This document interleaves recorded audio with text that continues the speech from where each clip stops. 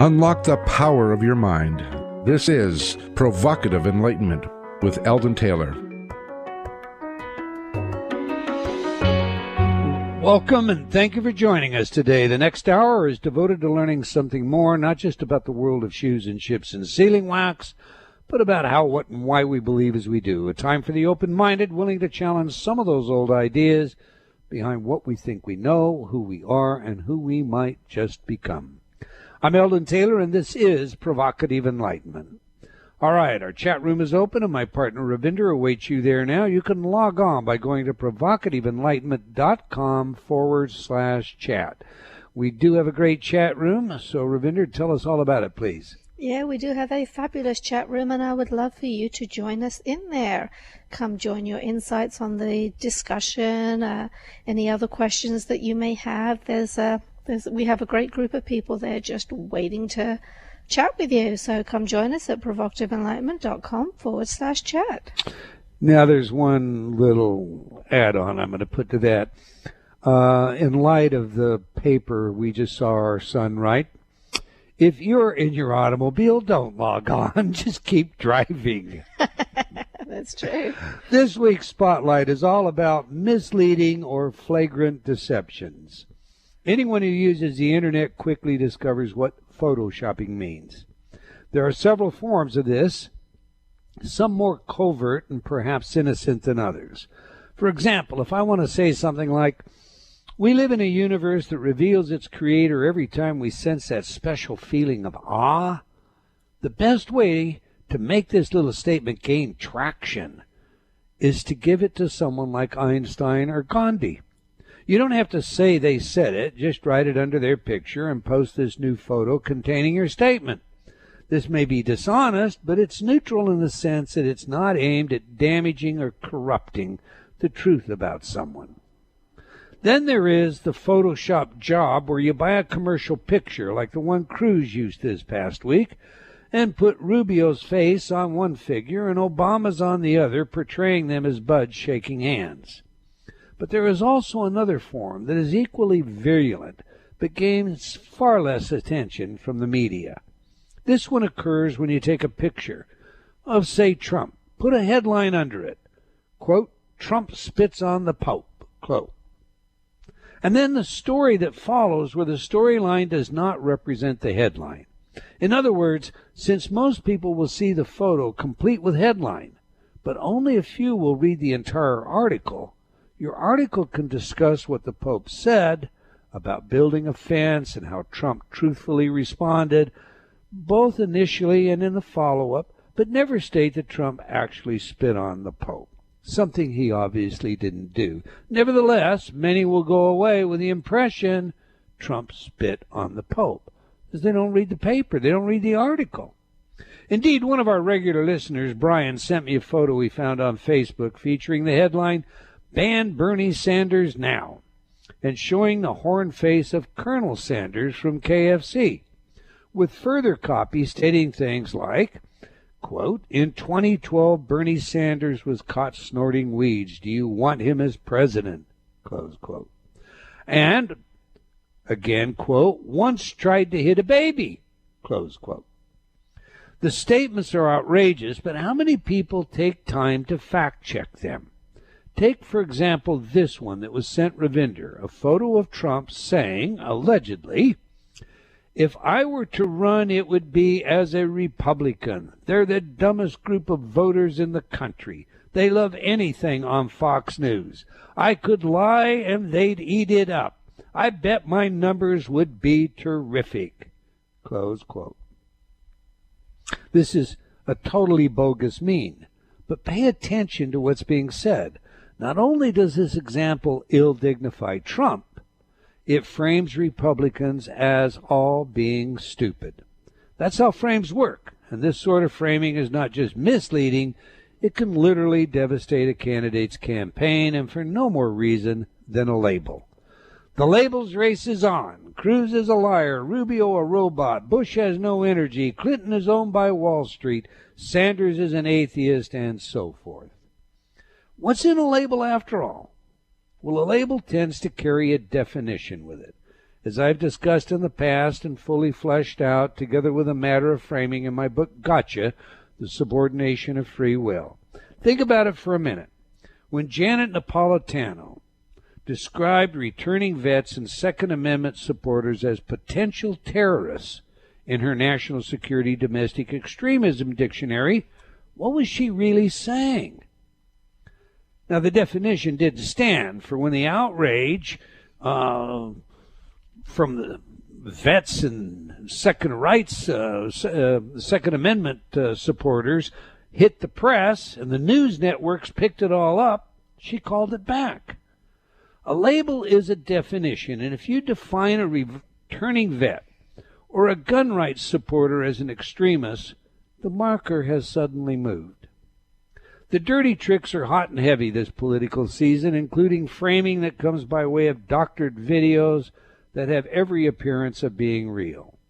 Did you see the video of Cruz, that the Cruz campaign ran of Rubio saying that there were no answers in the Bible? When indeed what Rubio really said was, all the answers are in the Bible. As you might expect, Cruz disavowed foreknowledge for this and blamed it on a staffer. Word to the wise, pay attention, fact check. It's no longer a world of what you see you can believe. No, it's become a world of question everything. Your thoughts on this one, Ravinder? I've got two parts to this. First of all, I do have to say, although your story talked about Trump a lot, that's not to say we're supporting Trump. People often think that because you post a story that says his name and you're not blasting him, that you must be supporting him, and that's kind of weird. So I wanted to make that clarification first of all. No, nobody's ever said that to me. But okay, keep going. I've had some of that. All right, because we talked about everybody. I know. Okay. I know. But also, one of the things you have to be concerned about too isn't just the fact that you see all these bogus posts, say on Facebook or whatever.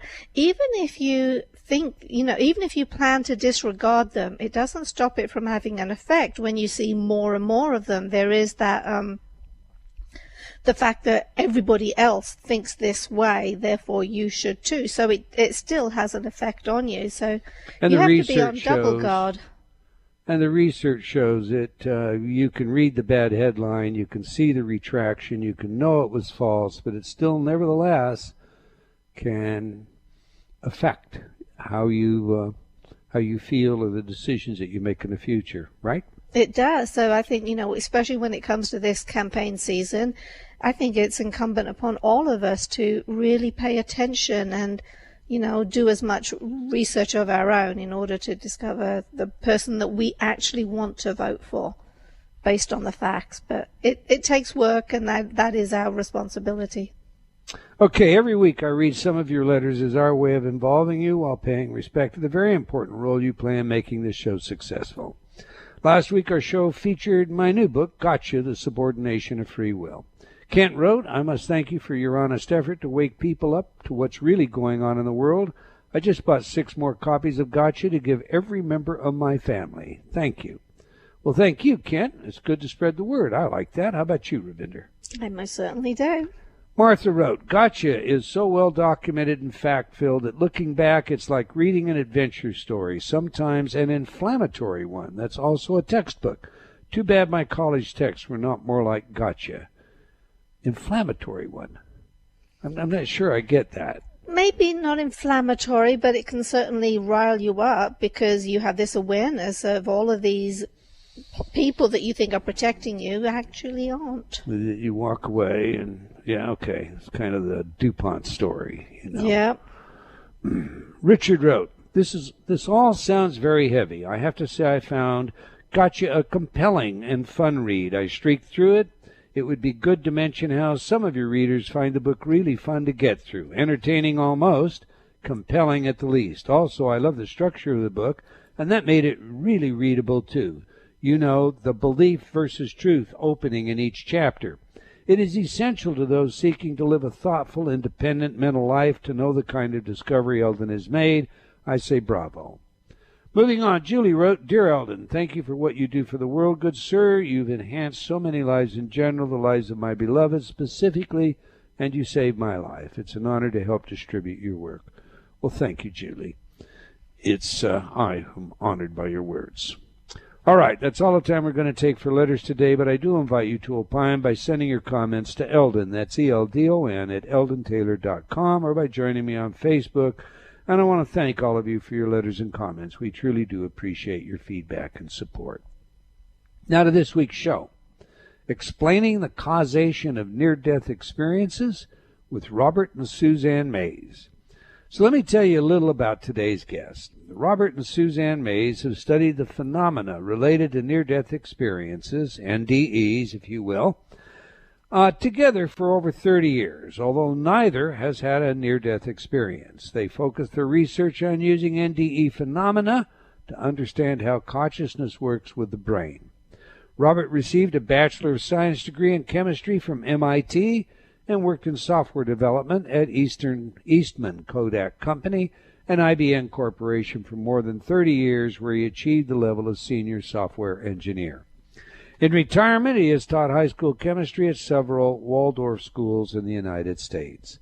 Suzanne received an Associate in Arts degree in Medical Secretarial Science from Alfred State College.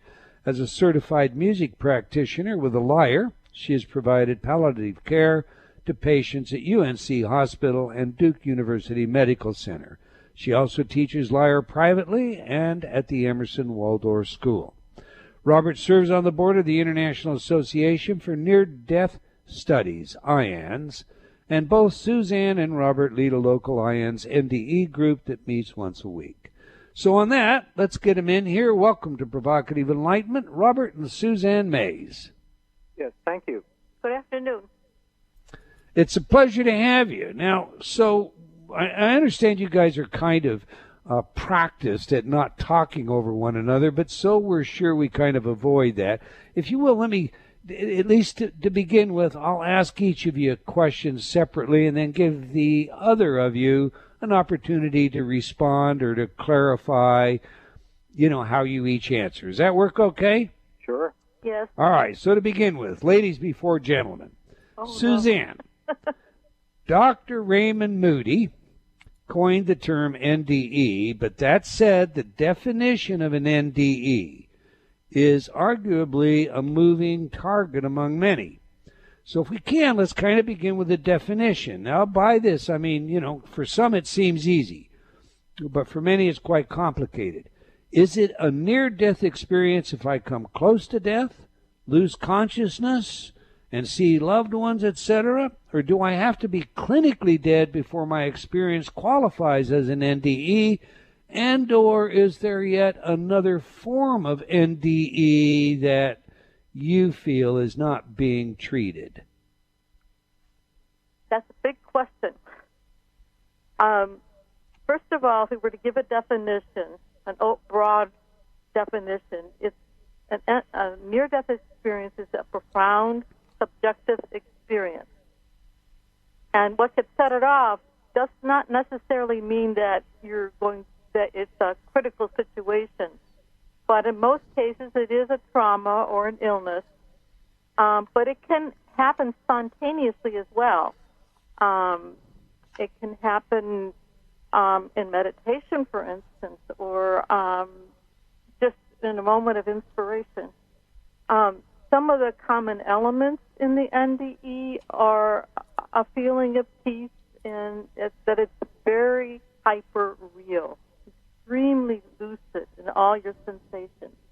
There's no pain, and there is this transition sometimes between the localized out-of-body experience into the actual more heightened experience where you do meet deceased relatives, deceased beings, human beings, also meet spirit beings, and there can be a life review.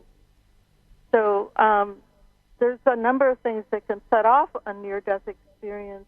It does not necessarily mean that you have to be in a critical situation.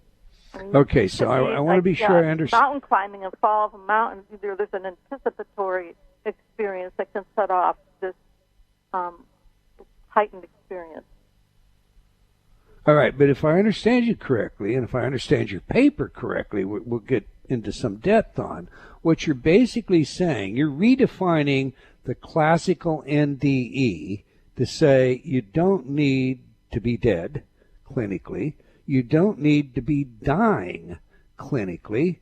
You might even just be meditating behind your desk in your office, and you could have one of these experiences. Have I got that correct? Correct.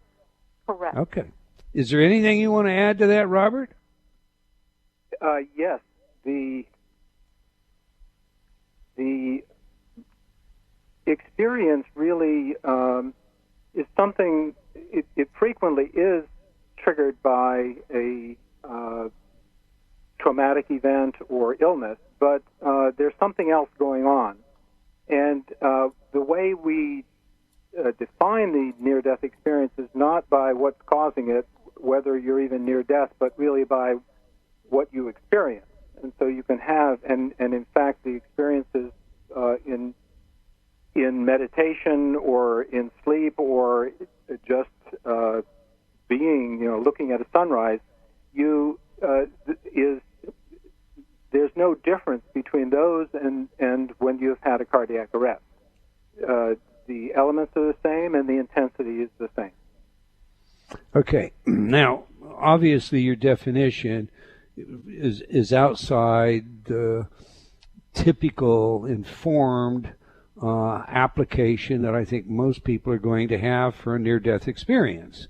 You've used a criteria that's entirely apart, and most of the arguments, for all intent and purposes, about NDEs typically have hinged upon, well, were they clinically dead, and if so, for how long, and had they flatlined, and on and on and on. And I know you're all familiar with that.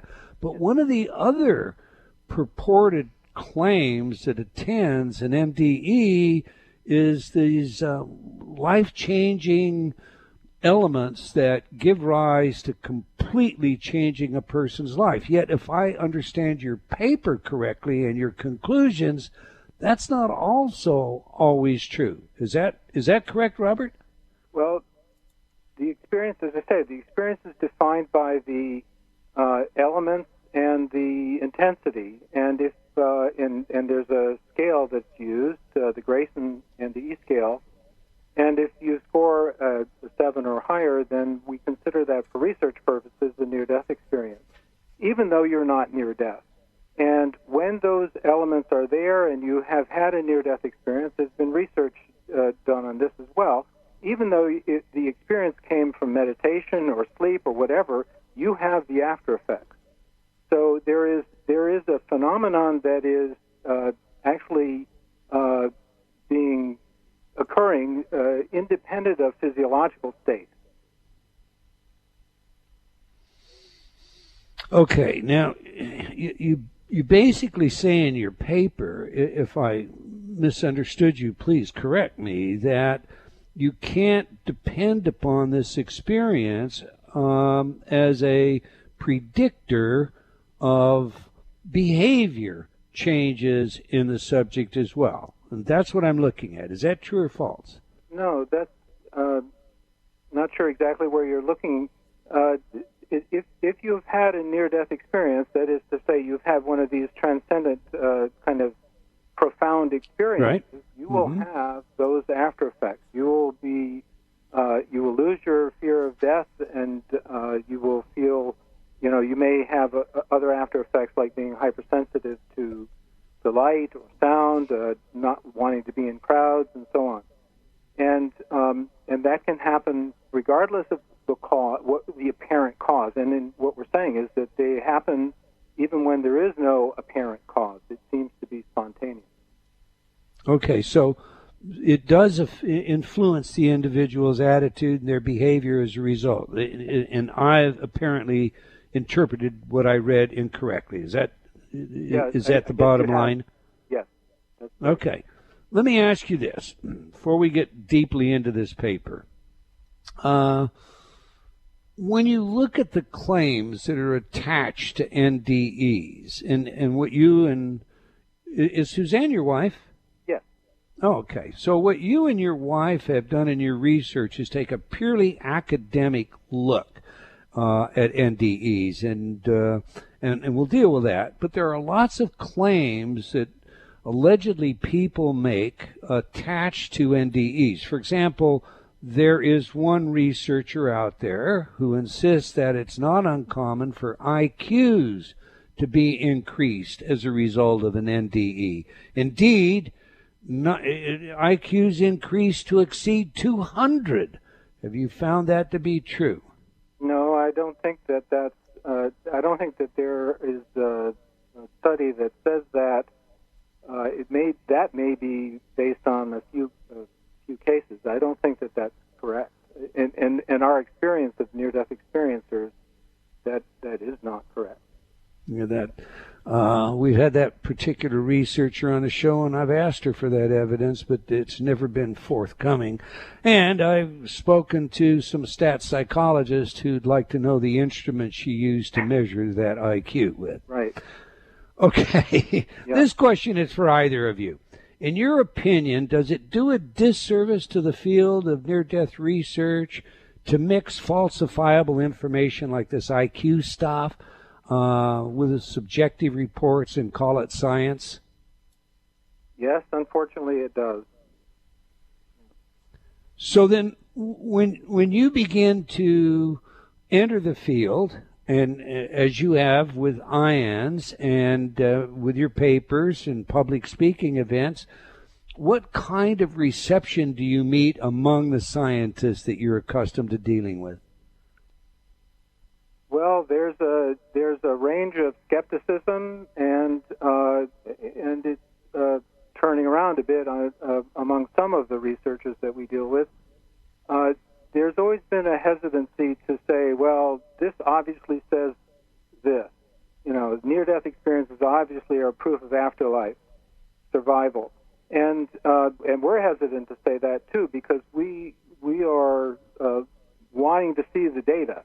And we are always looking for more data, more instances, more cases, more detailed look at the phenomenon.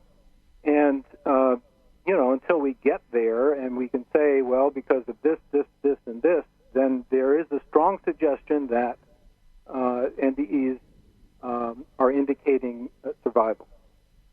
And so there's, over the years that we've been involved directly in research and working with other researchers, it's coming. That's coming. There are more and more that are saying that, or at least saying that the data certainly suggests it.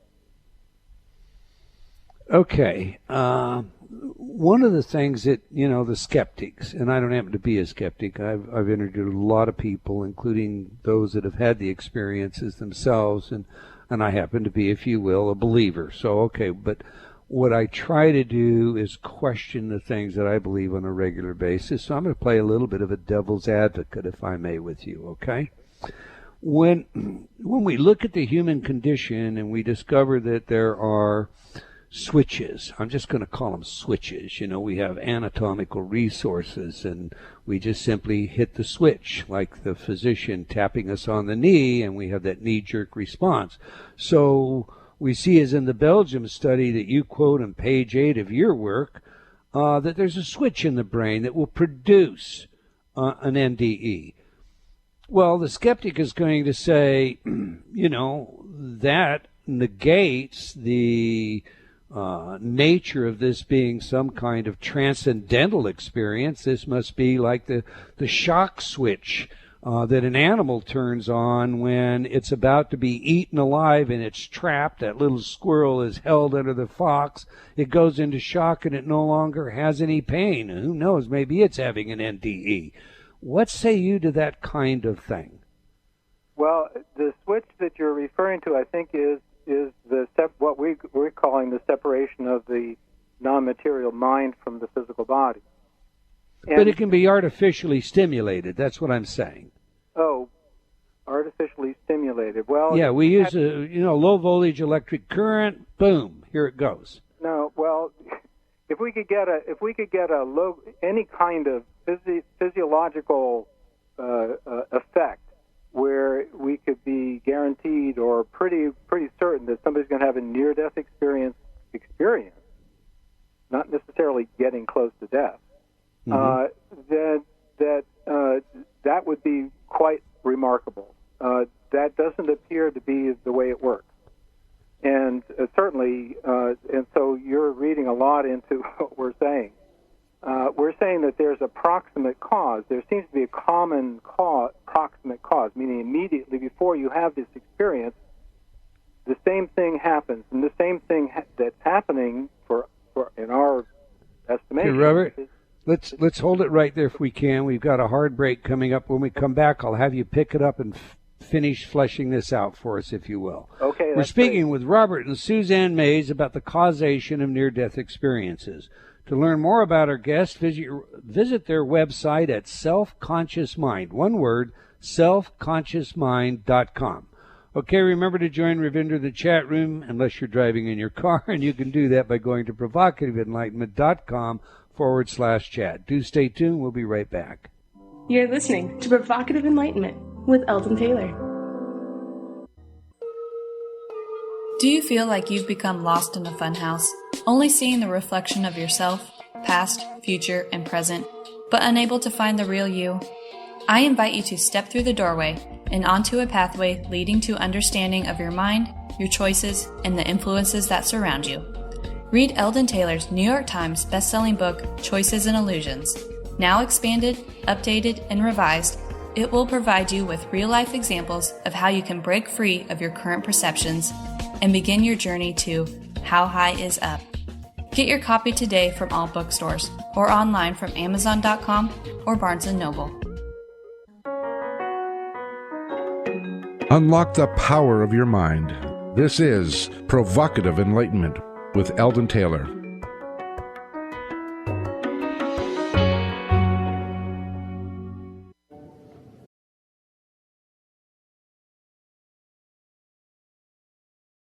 And welcome back. If you've just joined us, we're chatting with Robert and Suzanne Mays about the causation of near-death experiences. Now we ask our guests for their favorite music that has some genuine significance to them. Music psychology is a new field of research with practical relevance in many areas, including investigations of the human psyche. All right, on that, we just played some of Mozart's Magic Flute, a special rendition chosen by our guests, so please tell us, why is this music important to both of you, and how does it instruct us about who you are?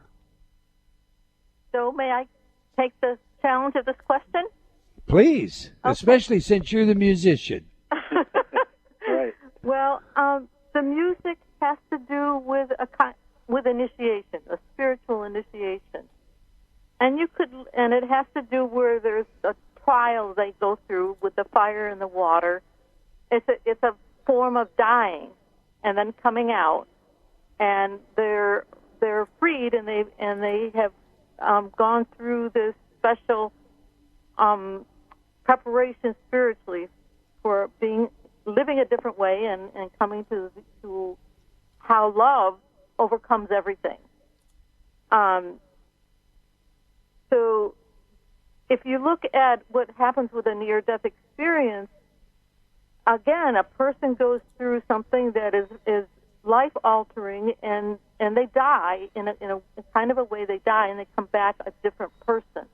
And this is very similar to what you will find when you do a lot of investigation about religious development from eons back, where the pupil has to go through this 3-day process of actually coming near to death as an initiation process, and they come out of it having experienced the spiritual world, and they can talk about the spiritual world, and they come back with particular kinds of gifts.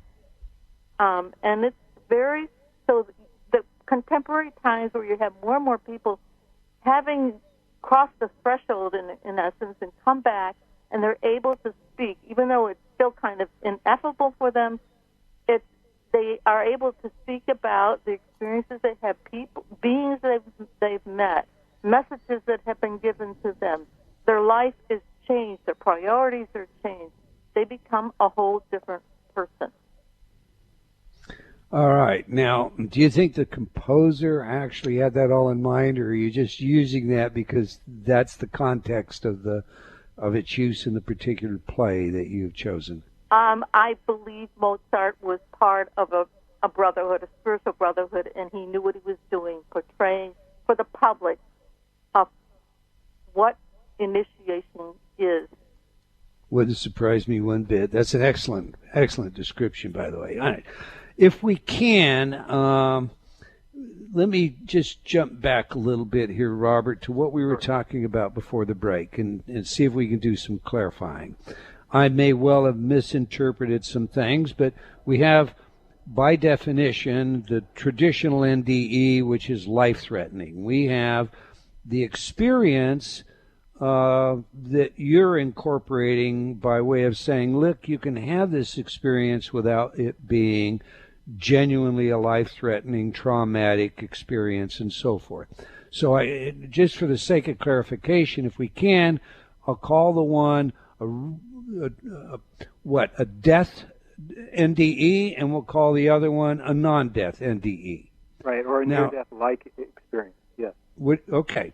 So, using my definition, this non-death NDE has these deep experiences that are often defined as a sense of oneness, going into the light, out-of-body journeys, and so forth, right?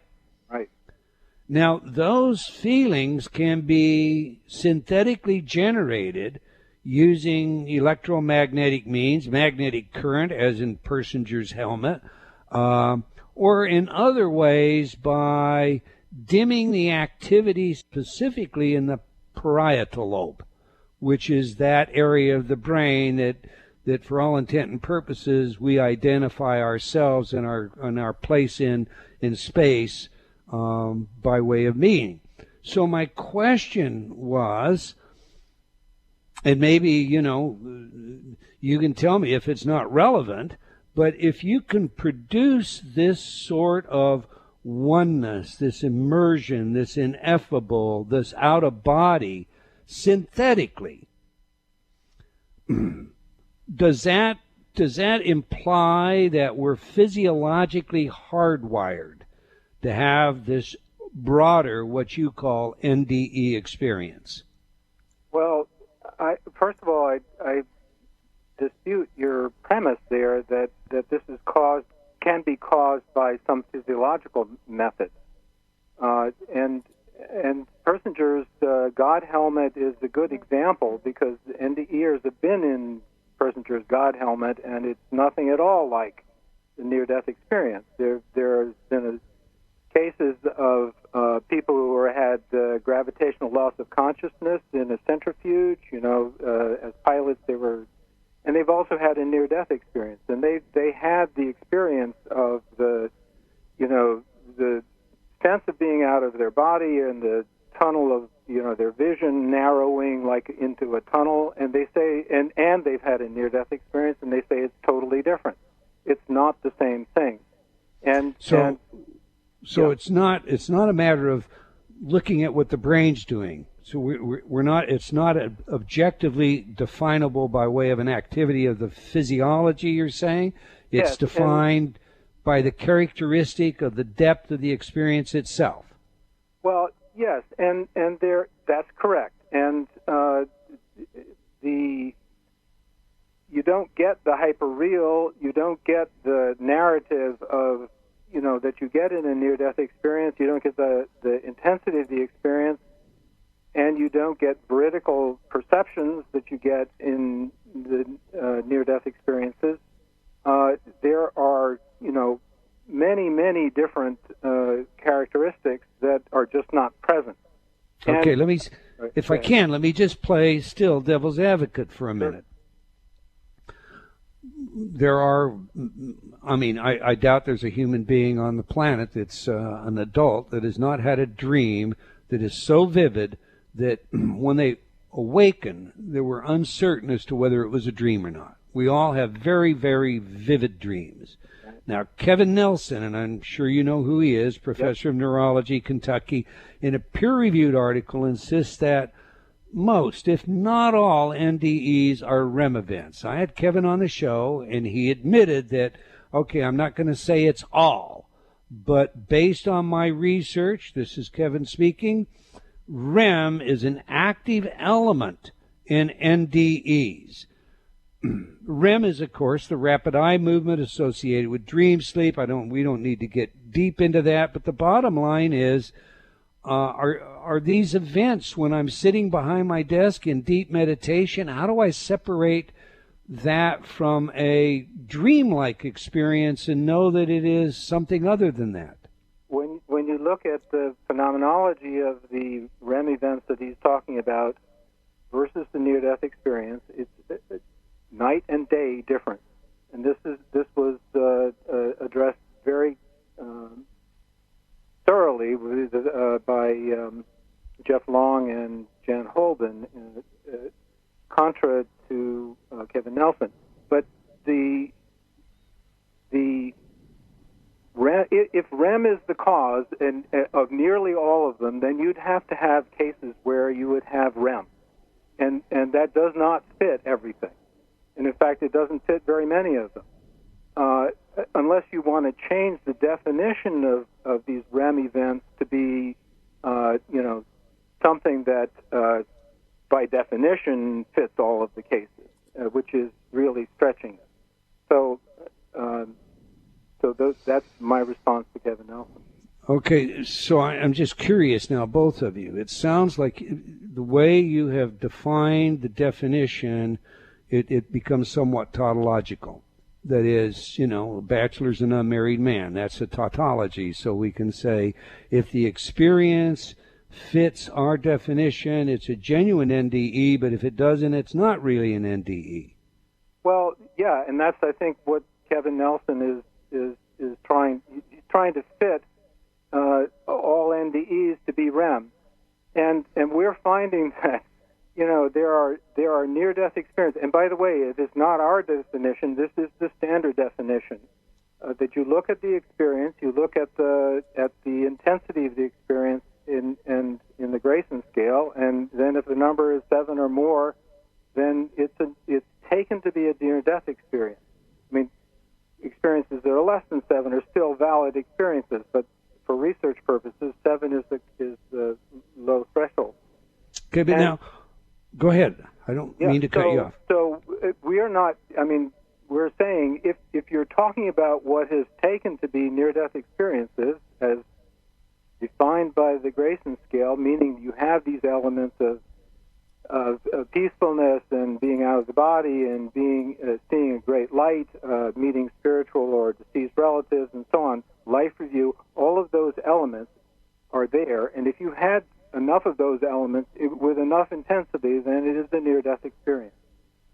And those experiences will happen in dreaming, in sleep. And by the way, those some of the other elements that are not in the scale but are there is the hyperreal vividness. It's also the indelibility of memory. The memories are indelible. And when you have dreams typically, even vivid dreams, typically are not remembered. Not remembered as vivid, whereas near-death experiences, including in dreams and meditation, they are right there as if they happened yesterday. And so that's those characteristics of memory have also been studied. I think that we mentioned them in the paper. That the memories that occur in a near-death experience they have the characteristics of real memories of a real experience, a real event in the person's life that they participated in. You don't get that with dreams. Okay. To be fair, Olaf Blank in Switzerland would disagree with you, would argue that he's able to use electric current to switch off the parietal lobe, and that's the same area that REM consciousness turns off.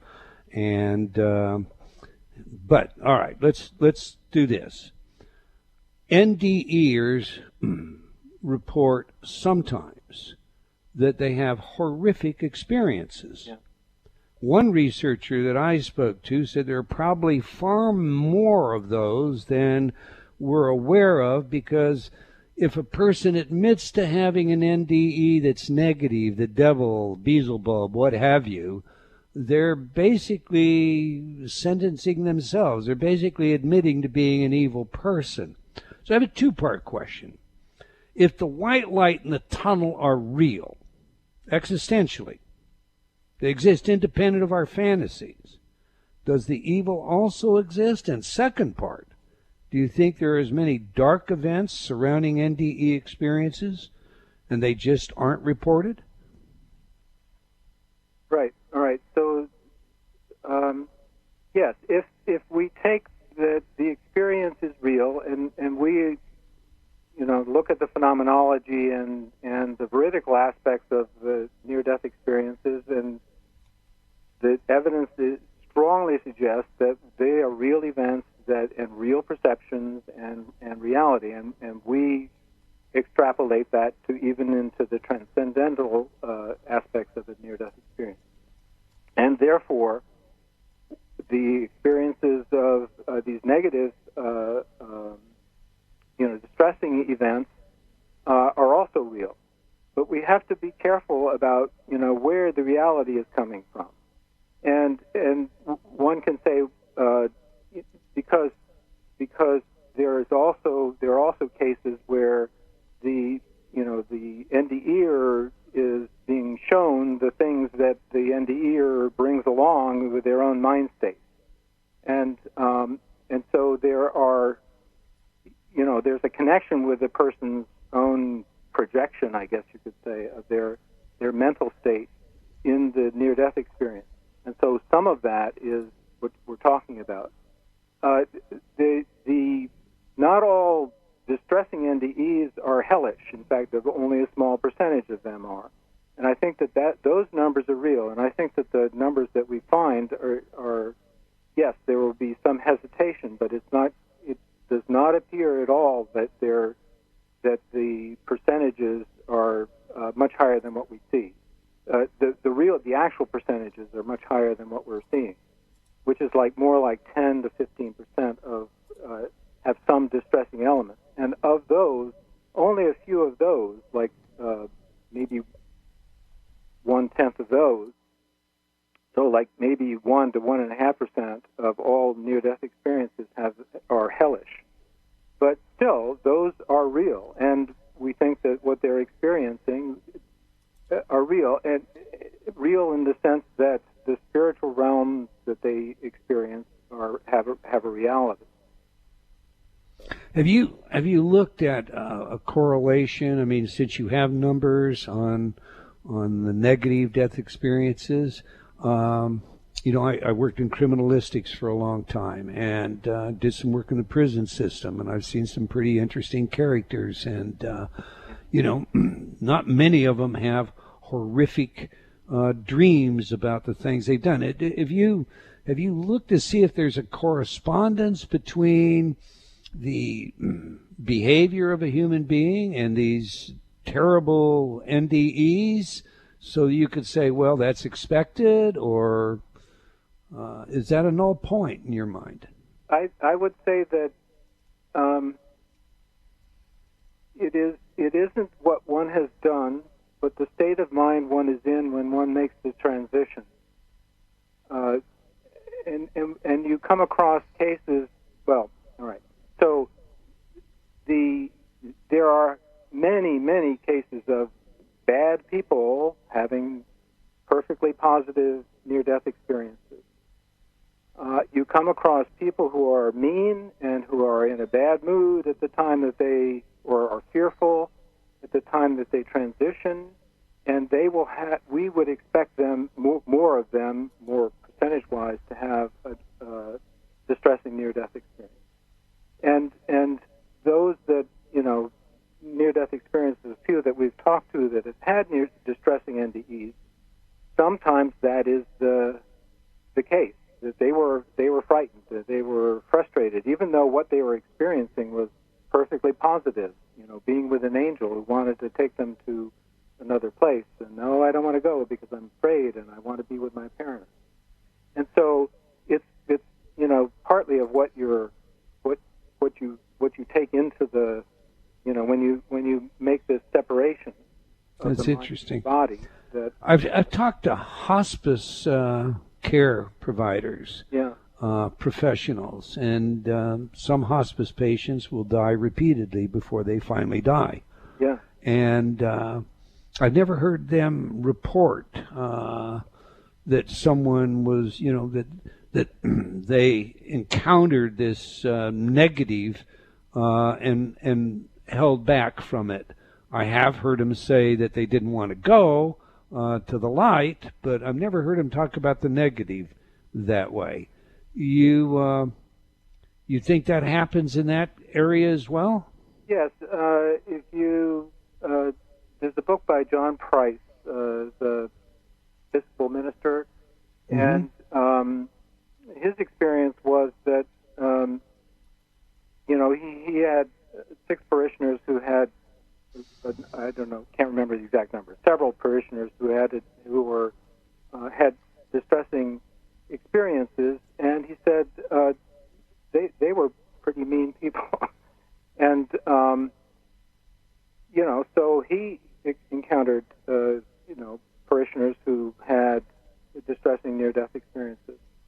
So theoretically, if we were to have a negative and we realized it, we get ourselves back. However, we change our frame of mind. You're saying we would have a different experience when we finally did cross over. Yes. Have I got that right? Yes. Yep. So it's the state of mind, in your view, that we take at the time of a death experience that determines what we will experience. That is what our reading of the phenomena is. Okay. The phenomena suggests that. We're not saying categorically that that's the way it is. Right. Okay. But now I know you've got a bit of a tradition, a biblical understanding here, so I've got to ask you, do you think that would be the same situation for the worst person you think of? We'll just use Hitler. Do you think that would be the same way with Hitler? He could see it, change it, and have the good one? Yes. Because, you do. But you have to understand that there's plenty for Hitler to account for that he has to go through with his life review. And gotcha. We think that the life review, even though you don't have a life review in a near-death experience, we believe that you do have a life review when you finally do transition. Get to the other side. So there is the opportunity for seeing all the bad things that you've done and the repercussions and the reverberations throughout thousands or millions of people. Yeah. All right, let me ask you this. You have your own model of consciousness. What's the best evidence in your view that the mind actually separates from the body? Okay, well, this is primarily the veridical experiences where the person could not possibly have seen what they saw accurately. That was verified. We're working on the translation of a book that was written in Dutch, and it had, when it was published, 78 of these cases. Now, with the English edition, it will be 100 or so cases, and 2/3 of those cases are these veridical perceptions. So, like 67% of these 67 of these cases are veridical perceptions where the person has sees something. It's been verified right away in many of the cases and corroborated by somebody independent. The other evidence is that there are cases, what we call apparitional NDEs, where the NDEer wants to see somebody but is sick and so on, has a near-death experience, has this experience of traveling to that person. The person sees this person, sees an apparition, but it's a solid, like the person's right there. Right. And you know, sometimes there's an interaction like communication, and sometimes the person disappears or whatever. But the NDEer reports that they went there, and at the same time, the person that he visited reports that they were there and they saw them, and then they disappeared. And these cases are objective evidence, and there's about 7 of them in the book. You're gonna have to let me know when this book is available and come back to the show. And I'm sorry, we've just run out of time. Okay. I want to thank you for your work, Robert and Suzanne, and for your willingness to share it with us as openly as you have. We've come to the end of another episode of Provocative Enlightenment. Again, I want to thank our guest and all of you for joining us. Do check out their website. Do follow up on what we've been discussing today.